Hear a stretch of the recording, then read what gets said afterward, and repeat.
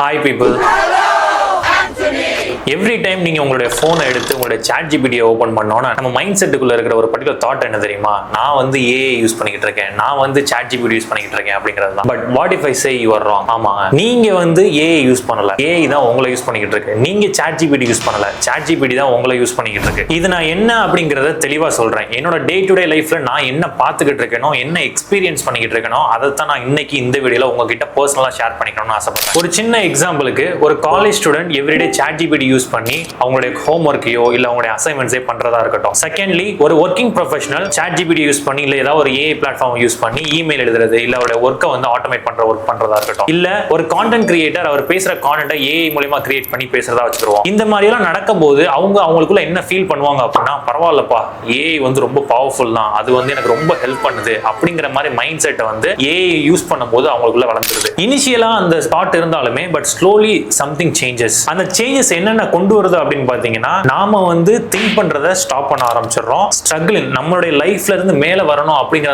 தாட்ல struggling ஒரு concept இருக்குல்ல, அதையே வந்து நம்ம ஸ்டாப் பண்ண ஆரம்பிச்சிடுறோம். ஸோ அதனால எல்லாமே நமக்கு ஈஸியா கிடைக்கணும் அப்படிங்கிற மைண்ட் செட்டுக்கு வந்துடுறோம். பிளஸ் வந்து எதையுமே நான் ஸ்கிராச்ல இருந்து ஸ்டார்ட் பண்ணணும் அப்படிங்கிற மைண்ட் செட்டே கிடையாது. எடுத்தோடனே பில்லியனர் ஆகணும் அப்படிங்கிற மைண்ட் செட் வந்து எல்லாருக்கும் வர ஆரம்பிச்சிருது. பிளஸ் வந்து நம்மளே ரியலைஸ் பண்ணாம நம்மளுடைய பிரெயின் வந்து வெளியில இருந்து அவுட் சோர்ஸ் பண்ண ஆரம்பிச்சிருது. நமக்கு எது வேணும்னாலும் அங்க இருந்து கிடைச்சா மட்டும்தான் நமக்கு வாழ்க்கை அப்படிங்கிற மாதிரி ஒரு மைண்ட் செட் வந்து உருவாக்கி விட்டுருது. சோ இது எல்லாமே பேசிக்கா நடந்துகிட்டு இருக்க ஒரு particular activity in our day to day life. இது எல்லாம் டேஞ்சரஸா அப்படின்னு கேட்டீங்கன்னா டெஃபினட்டா எஸ்.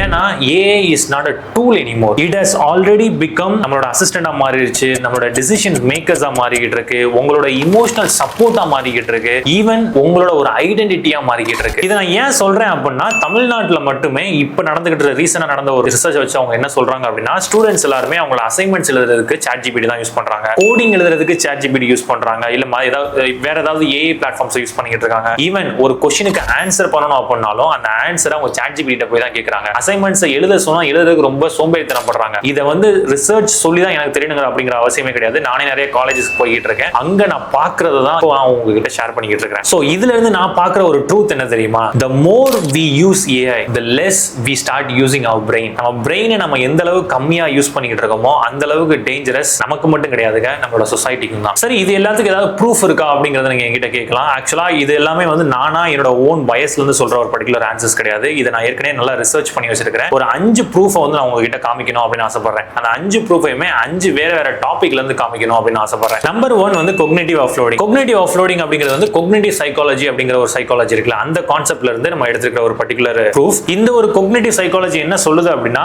நம்மளுடைய பிரெயின் என்னைக்கு நம்மளுடைய எக்ஸ்டர்னல் சோர்ஸை மோர் ரிலை பண்ண ஆரம்பிக்குதோ அன்னைக்கு வந்துட்டு நம்ம பிரெயினோட திங்கிங் கெப்பாசிட்டி கம்மியாக ஆரம்பிக்குது அப்படிங்கிறது தான் இந்த ஒரு cognitive psychologyயோட கான்செப்ட். இதை நான் ஒரு சின்னதா எக்ஸாம்பிள் சொல்லி புரிய வைக்கணும் அப்படின்னா, கூகுள் மேப் வந்ததுக்கு அப்புறம் நாம ஒரு வீட்ல இருந்து அடுத்த ஸ்ட்ரீட்டுக்கு போகணும் அப்படின்னாலே கூகுள் மேப் தான் யூஸ் பண்ண ஆரம்பிக்கிறோம். இன்னைக்கு வந்து சென்னையில ஏதாவது ஒரு கார்னர்ல போய் நம்மள எங்கேயாவது இறக்கி விட்டாங்க அப்படின்னா வெளியே வர்றதுக்கு நம்ம போன வழி வந்து ஞாபகத்துல இருக்க மாட்டேங்குது, ரிட்டர்ன் வர்றதுக்கு மறுபடியும் கூகுள் மேப் தான் போடுறோம். செகண்ட்லி 2+2 4 அப்படிங்கறத நம்மளால ஈஸியா சொல்ல முடியல, அதுக்குமே வந்து கால்குலேட்டர் மெத்தட தேட ஆரம்பிச்சிடறோம். மொபைலை எடுத்து அதுல கால்குலேட்டர் எடுத்து 2+2 4 அப்படிங்கிற அந்த ஆன்சரை கொண்டு வரது கூட we started depending upon calculator. அதே மாதிரி தான் AI. when we start using AI, நம்மளோட திங்கிங் கெப்பாசிட்டி வந்து ரொம்ப கம்மியாக போறது கன்ஃபார்ம் தான். கம்மியாக போறது அப்படிங்கறத விட கம்மி ஆயிருச்சு அப்படிங்கறத தான் வந்து நான் இந்த இடத்துல ஸ்ட்ரெஸ் பண்ணணும்னு ஆசைப்படுறேன். ரீசனா நடந்த ஒரு ரிசர்ச்ல கூட அவங்க என்ன சொல்றாங்க அப்படின்னா, நம்ம என்னைக்கு நம்மளுடைய டிஜிட்டல் பிளாட்ஃபார்ம்ஸை அதிகமா டிபெண்ட் பண்ணி வாழ ஆரம்பிக்கிறோமோ அன்னைக்கு வந்து நம்ம மெமரியோட ரிட்டென்ஷன் பவருமே வந்து கம்மியாகிட்டு இருக்கு அப்படிங்கிற ஒரு பர்టిక్యులர் பாயிண்டையும் வந்து இந்த cognitive psychology கான்செப்ட்ல வந்து அவங்க ஸ்ட்ரெஸ் பண்றாங்க. Number 2, AI reducing critical thinking. critical thinking அப்படிங்கிறது எந்த அளவுக்கு முக்கியம் அப்படின்னு நீங்க நினைக்கிறீங்கன்னு தெரியல, பட் டே டு டே லைஃப்ல பிசினஸ் பண்ணிட்டு இருக்க எல்லாருக்குமே வந்து இந்த critical thinking அப்படிங்கிறது ரொம்பவே முக்கியமா இருக்கு. பட் இந்த critical thinking இன்னைக்கு AI வந்து ரொம்ப டாமினேட் பண்ணிட்டு இருக்கு. ரீசெண்டா நடந்த ஒரு பர்టిక్యులர் ரிசர்ச், ஸ்டான்ஃபோர்ட் யூனிவர்சிட்டி ஒரு ரிசர்ச் பண்ணிருக்காங்க, plus MIT Madras institute of technology அவங்களும் ஒரு ரிசர்ச் பண்ணிருக்காங்க. இந்த ரிசர்ச்ல இருந்து அவங்க கொண்டு வந்த ஆன்சர் என்ன அப்படின்னா, அதிகமா ஃப்ரீக்வெண்டா AI யூஸ் பண்றவங்க அவங்களோட டீப்பா அனலைஸ் பண்ற கெப்பாசிட்டியை வந்து லேக் பண்றாங்க. பண்றாங்க. பிளஸ் ப்ராப்ளத்தை இண்டிவிஜுவலா சால்வ் பண்ண தெரியல. அவங்க வந்து மத்தவங்களை டிபெண்ட் பண்ணி தான் சால்வ் பண்ணணும்னு நினைக்கிறாங்க. தனியா ஏதாவது ப்ராப்ளத்தை சால்வ் பண்ணா இல்ல இந்த ப்ராப்ளம் சால்வ் ஆகல அப்படிங்கிற மைண்ட் செட்டுக்கு வந்துடுறாங்க. அப்படிங்கிற ஒரு பாயிண்டையும் வந்துட்டு இந்த இடத்துல ஸ்ட்ரெஸ் பண்றாங்க. Number 3, dopamine addiction. டோபமைன் அப்படிங்கறத நான் உங்களுக்கு தெளிவா எக்ஸ்பிளைன் பண்ணணும் அப்படிங்கிற அவசியமே கிடையாது. ஆல்ரெடி நீங்க வீடியோஸ்லாம் பார்த்திருப்பீங்க டோபமைன் என்ன அப்படிங்கிறது.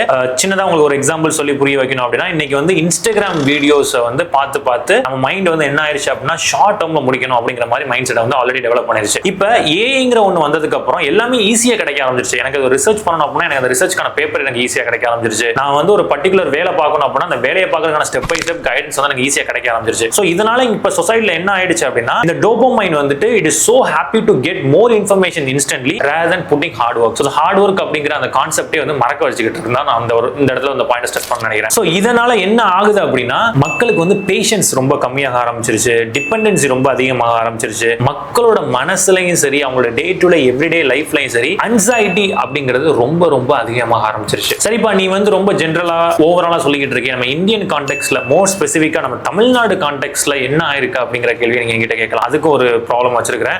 பேசிக்கா பாத்தீங்க அப்படின்னா, நம்ம இந்தியன்ஸ், அதாவது தமிழ்நாட்டுல வாழ்ற எல்லாருமே வந்துட்டு நம்ம வந்து அகாடமிக்ல ரொம்ப ஒரு மேல் பொசிஷன்ல இருக்கிறவங்க. என்டையர் இந்தியாவை கால்குலேட் பண்ணும்போது தமிழ்நாடு வந்து அகாடமிக்ல வந்து நம்ம கொஞ்சம் ஸ்ட்ராங்கா இருக்கிறோம். பிளஸ் வந்து ப்ரொஃபஷனல்ஸோட ப்ரொடக்டிவிட்டி ஒர்க் வந்து அதிகமா இருக்கும். அதனால தான் பாத்தீங்கன்னா பெரிய பெரிய கம்பெனிஸ்ல வேலை பார்க்குறவங்க, சிஓவா இருக்கிறவங்க, மேனேஜர்ஸா இருக்கிறவங்க மோஸ்ட்லி வந்து தமிழ்நாட்டுல இருந்து இருக்கிறவங்க தான் இருப்பாங்க. இப்போ நம்ம தமிழ்நாட்டுல இருந்து போறவங்க பிளஸ் இந்தியாவில இருந்து போறவங்களோட ஒர்க்கோட ப்ரொடக்டிவிட்டியுமே வந்து ரொம்ப அதிகமா இருக்கும். ஸோ அதனால தான் many foreign companies they want Indian people to be CEOs or managers in their own companies. இப்போ ஏங்கிற ஒன்று வந்ததுனால இப்போ என்ன ஆகுது அப்படின்னா, மக்கள் யாருமே வந்து ஏஐ கொடுக்குற ஆன்சரை கொஸ்டின் பண்ணாம தே டிபெண்ட் ஆன் தி ஆன்சர். நினைச்சு பாருங்க, ஏஐ வந்து ஒரு ஆன்சர் கொடுக்குது, அந்த ஆன்சர் வந்து கரெக்டா தப்பா அப்படிங்கிற அந்த கேள்வியை கூட கேட்காம ஜஸ்ட் பிளைண்டா இதுதான் கரெக்ட் அப்படின்னு முடிவு எடுத்துட்டு அவங்களோட பாதையில போறது. இது எவ்வளவு பெரிய ப்ராப்ளத்தை உருவாக்கும் அப்படின்னு நீங்க நினைக்கிறீங்கன்னு தெரியல. பட் டெஃபினட்டா சொசைட்டில ஃபியூச்சர்ல ஒரு மிகப்பெரிய ப்ராப்ளத்தை உருவாக்குறதுக்கான 100% வாய்ப்பு இந்த ஒரு இடத்துல இருக்கு. நான் அஞ்சாவது ஸ்ட்ரெஸ் பண்ண நினைக்கிற பாயிண்ட் வந்து இமோஷனல் அட்டாச்மெண்ட் வித் ஏஐ. நம்ம ரீசெண்டா கூட ஒரு பர்டிகுலர் சைக்காலஜிஸ்ட் ஒருத்தவங்க கூட ஒரு பாட்காஸ்ட் பண்ணிருந்தோம். இமோஷன்ஸை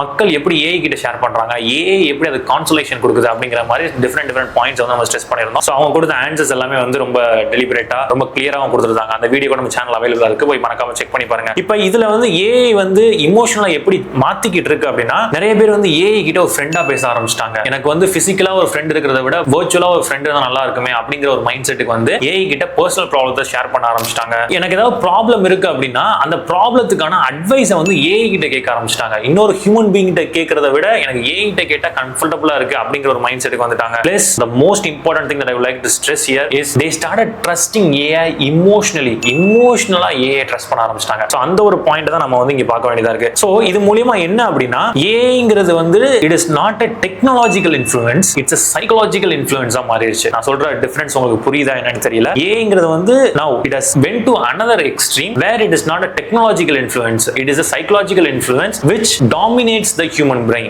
So பேசிக்கா நான் என்ன சொல்ல வர்றேன் அப்படின்னா, ஏஐ வந்து உங்களோட இடத்துல திங்க் பண்ண ஆரம்பிச்சிருச்சு, உங்களுக்காண்டி எழுத ஆரம்பிச்சிருச்சு, உங்களுக்காண்டி டிசிஷன்ஸ் எடுக்க ஆரம்பிச்சிருச்சு. ஈவன் உங்களோட ஃப்ரெண்டு, உங்களோட பேரண்ட்ஸ், உங்க ஃபேமிலி மெம்பர்ஸ் கம்ஃபர்ட் பண்றதை விட அதிக அளவுல கம்ஃபர்ட் பண்ண ஆரம்பிச்சிருச்சு. அதனால எல்லாருமே இந்த ஒரு கம்ஃபர்ட் ஜோன்ல இருக்கணும்னு ஆசைப்படுறீங்க. இதனால நமக்கு என்ன கிடைக்க போகுது அப்படின்னு பார்த்தோம் அப்படின்னா, the hard truth is you are not going to be smarter, rather you are purely going to be dependent அப்படிங்கிற அந்த வார்த்தையை மட்டும் அந்த இடத்துல ஸ்ட்ரெஸ் பண்ண நினைக்கிறேன்.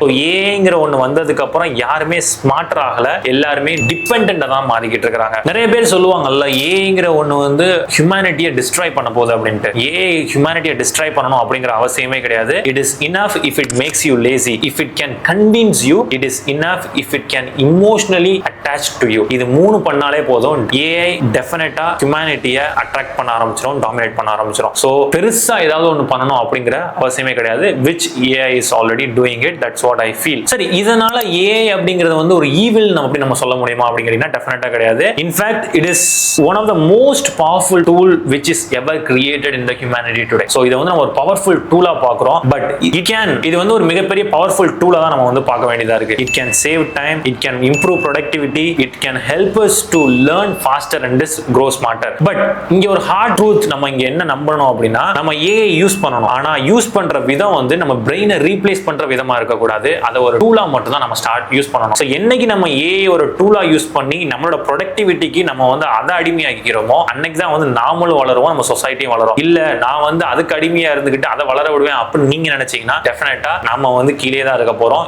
AI will start dominating the entire industry. நீங்க இன்னைக்கு இருக்கிற ஏஐ உலகத்துல மென்டலா ஸ்ட்ராங்கா இருக்கணும் அப்படின்னு நினைச்சீங்கன்னா நான் ஒரு 4 பாயிண்ட்ஸ் மட்டும் சொல்றேன். இந்த 4 பாயிண்ட்ஸ் மட்டும் டெஃபினட்டா ஃபாலோ பண்ணுங்க. நீங்க ஏஐ யூஸ் பண்ற உங்களுடைய லைஃப் ஸ்டைலே ஒரு மிகப்பெரிய டிரான்ஸ்ஃபர்மேஷனை கண்டிப்பா பாப்பீங்க. First one, think first then start using AI. Second, use AI for enhancement not replacement. உங்களுடைய ப்ராடக்ட் உங்களுடைய சர்வீஸை வந்து என்ஹான்ஸ் பண்றதுக்கு ஏஐ யூஸ் பண்ணுங்க, அதை ரீப்ளேஸ் பண்றதுக்கு ஏஐ தயவு செஞ்சு யூஸ் பண்ணாதீங்க. நம்பர் 3, ஏஐ கொடுக்குற எல்லா ஆன்சர்ஸையும் சேலஞ்ச் பண்ணுங்க. அப்பனாதான் நீங்க ஒரு ப்ரொடக்டிவான ஆன்சரை சொசைட்டி கொடுக்க முடியும். Number 4, last but not the least, நீங்க பண்ற எல்லா ஒர்க்ல இருந்தும் அட்லீஸ்ட் எவ்ரிடே ஒரே ஒரு ஒர்க்கை மட்டும் ஏஐ யூஸ் பண்ணாம பண்ணுங்க. அப்பனாதான் உங்களுடைய லெவல் ஆஃப் கெப்பாசிட்டி, உங்களுடைய பிரெயின் கெப்பாசிட்டி வந்து அதே லெவல்ல இருக்கும். நீங்களும் அடுத்த ஸ்டேஜுக்கு மூவ் ஆன் பண்ணி போக முடியும். ஃபைனலா ஒரே ஒரு ஸ்டேட்மெண்டோட முடிக்கணும்னு ஆசைப்படுறேன். The statement is, it is not that AI is becoming more powerful, but human beings are becoming weaker and weaker every day. இதை நீங்க கரெக்டா புரிஞ்சுக்கிட்டீங்க அப்படின்னா நீங்களும் உங்களுடைய லைஃப்ல ஏஐ யூஸ் பண்ணி ஒரு பெரிய டிரான்ஸ்ஃபர்மேஷனை ரெஸ்பான்சிபிள் பர்சனா கொண்டு வர முடியும். சோ இத பத்தின உங்களோட ஒப்பீனியன் என்ன மறக்காம கமெண்ட் செக்ஷன்ல சொல்லுங்க. வேற ஏதாவது ஏஐ பத்தின உங்களுக்கு கிளாரிட்டி வேணும், இல்ல எனக்கு இந்த மாதிரி ஒரு பெர்ஸ்பெக்டிவ்ல நான் ஏஐ கத்துக்கிட்டா நல்லா இருக்கும் அப்படின்னு நினைச்சீங்கன்னா அதையும் கமெண்ட் செக்ஷன்ல சொல்லுங்க. டெஃபினட்டா நான் அந்த ஒரு டாபிக்கை அட்ரஸ் பண்ணி ஒரு வீடியோ போடுறேன். Thank you. See you tomorrow.